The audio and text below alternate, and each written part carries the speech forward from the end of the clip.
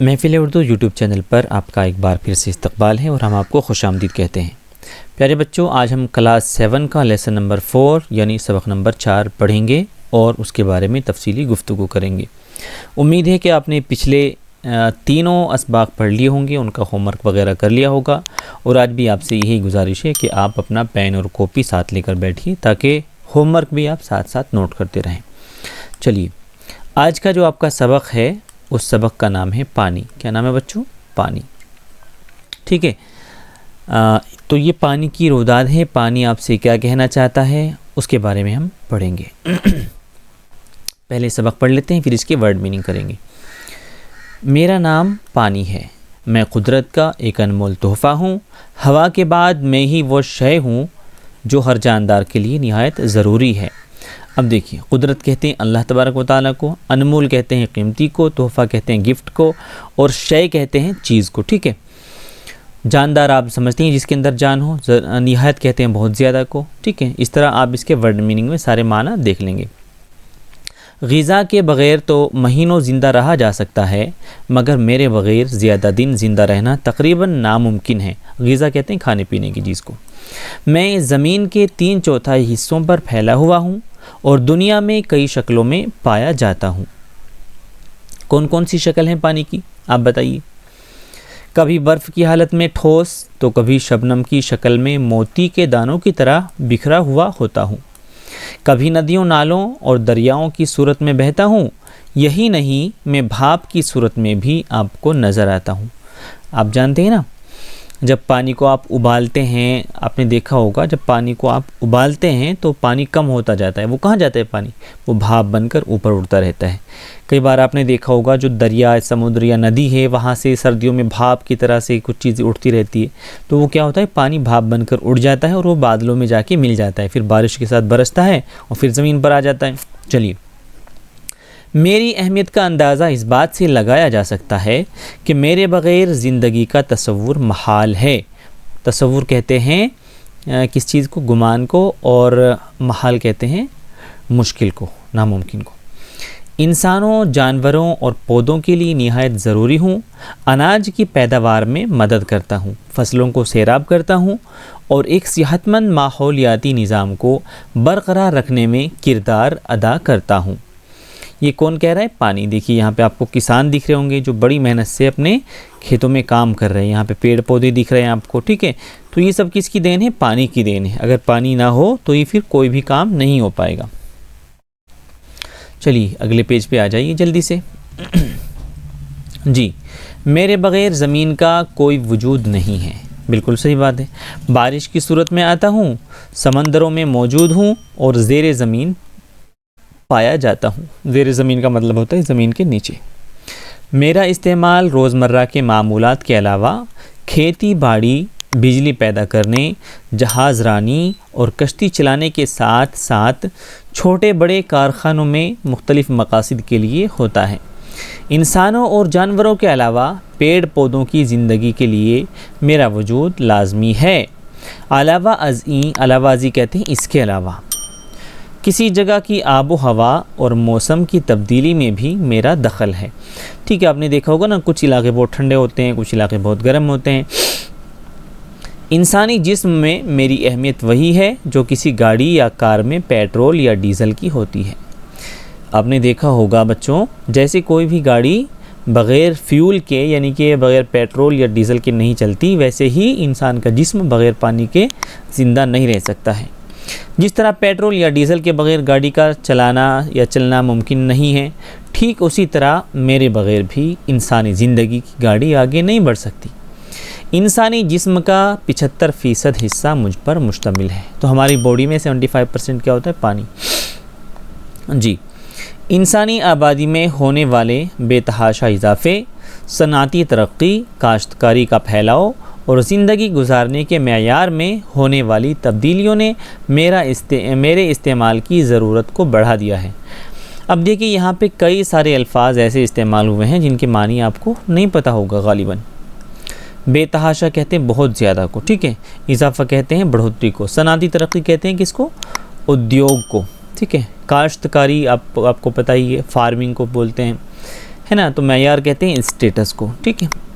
जी, इंसान की फितरत है कि वो किसी चीज़ को उसी वक्त अहमियत देता है जब उसकी कमी या किल्लत वाक़ई हो जाती है। आपने देखा होगा ना, जो चीज़ कम मिलती है उसकी वैल्यू बढ़ जाती है, और जो चीज़ बहुत ज़्यादा मिलती है उसकी वैल्यू घट जाती है। पानी की हमें कदर इसलिए नहीं है क्योंकि हर जगह पानी मौजूद है आजकल, लेकिन ये धीरे धीरे ख़त्म हो रहा है। चलिए आगे पढ़ते हैं। आज जिन इलाक़ों में ज़ेर ज़मीन पानी के ज़ख़ाइर मुनासिब मक़दार में मौजूद हैं वहाँ मेरी इतनी अहमियत नहीं, मगर जिन जगहों पर दरिया, तालाब और कुएं वग़ैरह सूख रहे हैं वहाँ मेरी अहमियत का एहसास हद से सिवा हो रहा, यानी हद से ज़्यादा हो रहा है। दुनिया वालों को साइंस की तरक्की ने जहाँ एक तरफ बेशुमार आराम व आसाइश के सामान मुहैया किए हैं, वहीं दूसरी तरफ माहौलियाती आलूदगी की मुसीबत में भी गिरफ़्तार किया है। बढ़ती हुई आबादी, सनाती आलूदगी और मेरे बेदरेग इस्तेमाल ने मुझे ख़तरे में डाल दिया है। ये कौन कह रहा है बच्चों? आपसे पानी कह रहा है, ठीक है। अब देखिए पानी के कई सारे काम आपको यहाँ होते हुए दिख रहे हैं। खेतों में इस्तेमाल होने वाले जहरीले कीमियाई मादे और जरासीम कुछ दवाएं बारिश के पानी में मिलकर मेरे ज़ख़ीरे में घुल मिल जाती हैं। इससे भी मेरी आलूदगी बढ़ रही है। आप देखते होंगे खेतों में आजकल बहुत ही जहरीली दवाई हम छिड़कते हैं। अब वो क्या होता है, एक तो वो जो वहाँ पे छोटे छोटे से जानवर होते हैं उनको नुकसान पहुँचाती है, ठीक है। और दूसरा ये है कि वो बारिश के ज़रिए से, पानी के ज़रिए से फैल करके नदियों में, नालों में और तालाबों में पहुँचती है। फिर वो पानी जब हम इस्तेमाल करते हैं तो वही जहर हमारे अंदर जाता है जो हमारी सेहत को बर्बाद कर रहा है। चलिए आगे पढ़ते हैं। आलूदा पानी बेशुमार अमराज की जड़ है। लोगों को पीने के लिए साफ़ पानी नहीं मिलता, इसीलिए बीमारियां मसलन टाइफाइड, डायरिया, हेपेटाइटिस, गैस्ट्रोएंटाइटिस समेत पेट और गले की बहुत सी बीमारियों में इजाफ़ा हो रहा है। गोया कि जाने अनजाने में इंसान आलूदगी के असबाब में इजाफ़ा कर रहा है, जो न सिर्फ ख़ुद उसके लिए बल्कि पेड़ पौधों और तमाम जानवरों की सेहत पर बुरा असर डाल रहा है। लिहाजा मैं जो कुदरत का एक अनमोल तोहफ़ा हूँ, मेरी इनफिरादी और इज्तिमाई तरीक़े से हिफाजत निहायत ज़रूरी है। कौन कह रहा है बच्चों? पानी हमसे कह रहा है, ठीक है जी। ज़रूरत इस बात की भी है कि ऐसी तदाबीर इख्तियार की जाएं, ऐसे प्लान बनाए जाएं जिनकी मदद से मैं बेकार और बर्बाद होने से बच सकूं।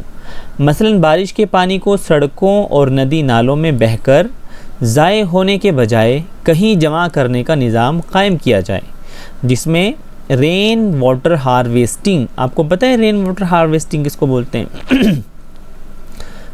आगे समझेंगे, उसका मॉडल भी आपको दिखाएंगे और आप आगे समझेंगे। और आई थिंक आपके GIC रुड़की में भी ये लग चुका है, ठीक है, शामिल है। इस मकसद के लिए ख़ास तौर पर नई बनने वाली कॉलोनियों में ये इंतज़ाम आसानी से किया जा सकता है।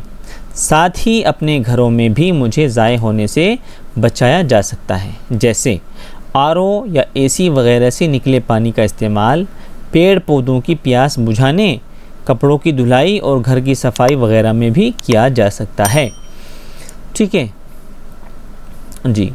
मैं चाहता हूँ कि आप मेरे बारे में जानें और मेरी अहमियत को समझें, क्योंकि मेरी कदर व कीमत को समझना और हिफाजत करना आप सबकी भी ज़िम्मेदारी है।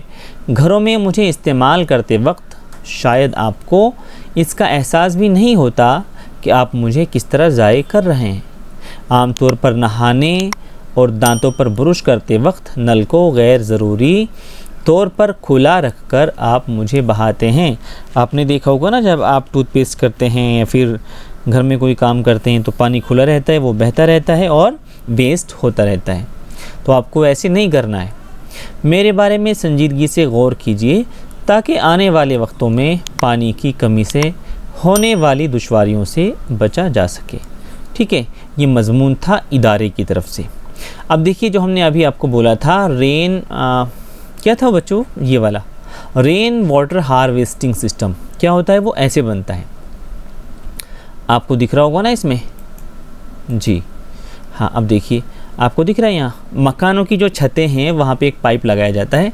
वो छतों का सारा पानी पाइप के थ्रू यहाँ ऐसे आता है, फिर वो आते आते आते यहाँ से होकर के पाइप में जाता है और पाइप से फिर पहले गड्ढे में जाता है, फिर इसमें से छन करके वो दूसरे गड्ढे में जाता है और फिर वो ज़मीन में चला जाता है। इससे क्या होता है, यहाँ फ़िल्टर होता है पानी, तो कचरा उसके साथ नहीं जाता और वो फिर पानी यूजेबल बन जाता है, उसको हम इस्तेमाल कर सकते हैं। ठीक है, आइए जल्दी से वर्ड मीनिंग कर लेते हैं। देखिए ये आपका होमवर्क है, वर्ड मीनिंग आपको करना ही है बच्चों, क्योंकि अगर आप वर्ड मीनिंग नहीं करेंगे तो फिर आपको पूरा सबक समझ में नहीं आएगा। ठीक है, चलिए महाल कहते हैं दुश्वार, मुश्किल। ठीक है, महाल किसको बोलते हैं बच्चों, दुश्वार और मुश्किल काम को। सैराब कहते हैं पानी से भरा हुआ, तरोताज़ा। वजूद किसको बोलते हैं, हस्ती को। ठीक है, वजूद हस्ती। अलावा अज़ी, इसके अलावा। ज़खायर किसको बोलते हैं, ज़खायर एक जमा है, बहुवचन है, जमा क्या हुआ, इकट्ठा क्या हुआ। ठीक है, ज़ख़ीरा की हुई चीज़ को ज़खायर बोलते हैं। आलूदगी कहते हैं गंदगी को। इनफिरादी कहते हैं ज़ाती को, अपनी, पर्सनल। इज्तिमाई कहते हैं मिलजुल कर। ठीक है, नौइयत कहते हैं किस्म, खुसूसियात और सूरत हाल। बेतहाशा, बेहद, बहुत ज़्यादा। किल्लत कहते हैं कमी और तंगी को। अब देखिए गौर करने वाले की बात, एक मुन्ना बैठा है ना छोटा सा, देख सोच रहा है, ये क्या सोच रहा है, गौर कीजिए। अपनी ज़िंदगी के हालात और वाक़यात को ख़ुद अपनी ज़बानी बयान करने को आप बीती कहते हैं। इंग्लिश में इसे ही ऑटोबायोग्राफी कहते हैं। क्या कहते हैं, ऑटोबायोग्राफी। ठीक है, और हिंदी में आप बीती कहते हैं। इस सबक में पानी की आप बीती बयान की गई है। पानी हमें दरियाओं, तालाबों, झीलों, चश्मों, झरनों वगैरह जैसे कुदरती ज़खायर से हासिल होता है। इनके अलावा कदीम तरीक़े भी इख्तियार किए जाते हैं, जैसे कुआं और बावली वगैरह। कुआं देखा है आपने, पहले क्या होता था, कुएं से पानी निकाला जाता था और पूरे गांव में एक एक कुआं हुआ करता था। बढ़ती हुई आबादी और सनअती तरक्की से पानी की ज़रूरत बढ़ रही है। वक्त की सबसे अहम ज़रूरत है कि पानी की हिफाजत के लिए मुनासिब तरीक़े इख्तियार किए जाएँ। चलिए सोचिए और बताइए, थोड़ा सा अपना दिमाग लगाइए और बताइए पानी हमारी किन किन ज़रूरतों को पूरा करता है। बहुत कम ऐसी ज़रूरतें हैं जिनमें पानी की ज़रूरत नहीं पड़ती। आलूदा पानी किस तरह नुकसानदेह है, बताइए, बीमारियां लाता है। पानी को ज़ाय होने से किस तरह बचाया जा सकता है, सबक में हमने पढ़ लिया है। नदियों को साफ़ रखना क्यों ज़रूरी है, इसलिए ज़रूरी है क्योंकि नदियों का पानी कई बार हम पीने के लिए भी इस्तेमाल करते हैं और दूसरी ज़रूरतों में इस्तेमाल करते हैं। जब वो पॉल्यूटेड होगा, जब वो गंदा होगा तो फिर हमें बीमारियां देकर जाएगा। नीचे लिखे सवालों के जवाबात में से आप कौन सा जवाब मुंतखब करेंगे और क्यों करेंगे। अलिफ, पानी को किसने ख़तरे में डाल दिया है, बढ़ती हुई आबादी ने, सनअती आलूदगी ने, या पानी का बेदरेग इस्तेमाल। ये सभी हैं इसमें। ठीक है, लेकिन आपको रीज़न बताना है। पानी की कमी में मुसलसल इजाफ़ा हो रहा है, क्यों हो रहा है, क्योंकि ज़ेर ज़मीन पानी की सतह नीचे हो रही है। ठीक है, दरिया, तालाब और कुएं वगैरह सूख रहे हैं, पानी में आलूदगी बढ़ रही, ये तीनों कारण हैं। ठीक है, अब क्या करना है आपको, नीचे दिए गए अल्फाज की जमा लिखिए। अल्फाज कहते हैं किसको बच्चों, वर्ड को। ठीक है, वर्ड को क्या कहते हैं, लफ्ज़ कहते हैं। और दो चीज़ें होती हैं, एक होता है एक वचन, एक होता है बहुवचन। एक वचन और बहुवचन के बारे में हम काफ़ी बार बात कर चुके हैं। ठीक है, इन्हीं को ही सिंगुलर और प्लूरल कहते हैं, सिंगुलर और प्लूरल। ठीक है, तो क्या नीचे क्या लिखा हुआ है, नीचे सिंगल यानी कि एक वचन लिखा हुआ है, आपको इनके बहुवचन लिखने हैं इनके सामने। मर्ज़ का क्या हो जाएगा, अमराज। ठीक है, मकसद का क्या हो जाएगा, मकासिद। ज़रूरत का क्या हो जाएगा, ज़रूरियात। ठीक है बच्चों, ज़रूरियात। तरक्की का तरक्कियात। तसव्वुर का तसव्वुरात। आप ऐसे कर लेंगे तो ये आपका मुकम्मल हो जाएगा। और ये होमवर्क हम आपसे चेक करेंगे, इसको आप छोड़ दीजिए, अगर करना चाहें तो कर सकते हैं, वरना हम इसको आपकी क्लास में कराएंगे, इस वाले पेज को। ठीक है, आगे चलते हैं। पानी हमें कहाँ कहाँ मिलता है, नीचे दिए गए मुअम्मे में उन्हें तलाश कीजिए और लिखिए। मुअम्मा कहते हैं पहेली को, एक ऐसी चीज़ को जो आपको सुलझाने के लिए दिया जाता है। ठीक है, जैसे यहाँ क्या है, ते, अलिफ, लाम, अलिफ और बे, क्या बन गया, तालाब। ऐसे आपको दूसरे में से लिखना है। दूसरे में से क्या मिलेगा आपको, बताइए जी।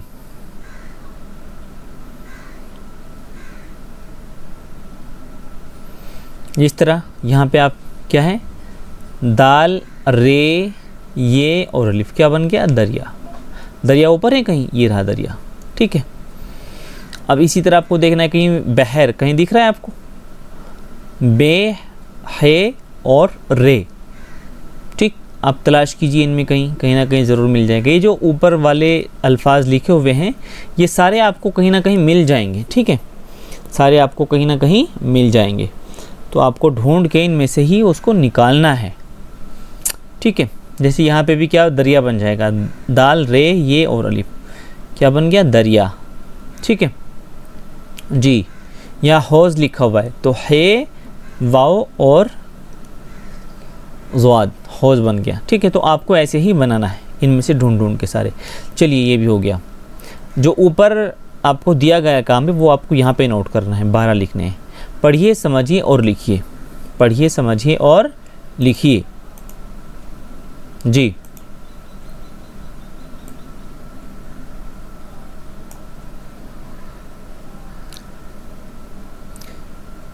अब आपको दिख रहा है ना, मैं कुदरत का अनमोल तोहफ़ा हूँ। इस जुमले में मैं लफ्ज़ पानी के लिए इस्तेमाल किया गया है, यानी कि पानी खुद अपने बारे में बात कर रहा है।